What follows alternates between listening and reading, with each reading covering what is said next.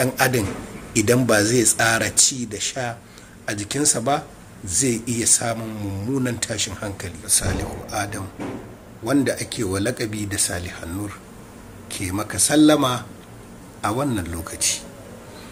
Allah subhanahu wa ta'ala ya ba wa ɗan adam mafita ta ingancin lafiyarsa ta yadda zai tattala jikinsa da kuma fito da tsantsan likitanci a cikin littafinsa mai tsarki, wanda bin hakan na iya ba wa ɗan adam gagarumar gudunmawa a cikin jikinsa. Da yawa ɗan adam yana samun wasu miyagun cututtuka, nauyin jiki, yawan bacci, yawan kasala, ɗaurewar jijiyoyi, ɗaurewar gaɓoɓi da makamantansu.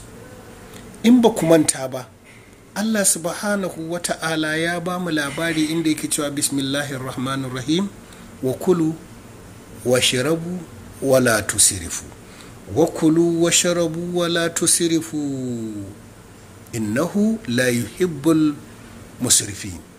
Sadaqallahul azim.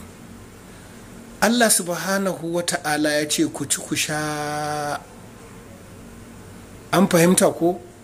Kada ku yi barna, ai kar ku huce gona da iri a ci. Dan uwa, da za ka je daji ka ga dabbobi manya kamar zakoki, kuraye da sauransu a mace, tabbacin hakika ci suka yi mummuna, wanda mummunancin nan ya kai su ga halaka. To wallahi yadda yake kai dabbobi ga halaka, ga mutuwa, wallahi haka dan adam idan ba zai tsara ci da sha a jikinsa ba zai iya samun mummunan tashin hankali.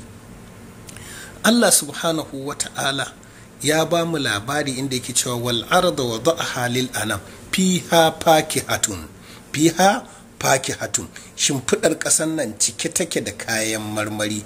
Ɗauko abarba, ɗauko leman zaƙi, ɗauko kankana, haɗa su ka murza su.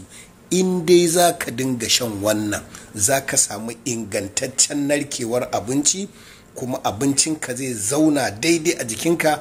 Za ka samu farin ciki, za ka samu nishadi, za ka samu narkewar mummunan maiko, ciwon kafa, matsalar ciwon kai, rashin bacci da makamantansu.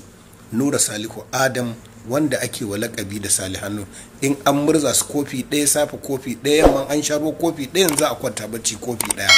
Dan uwa, salamu alaikum wa rahmatullahi.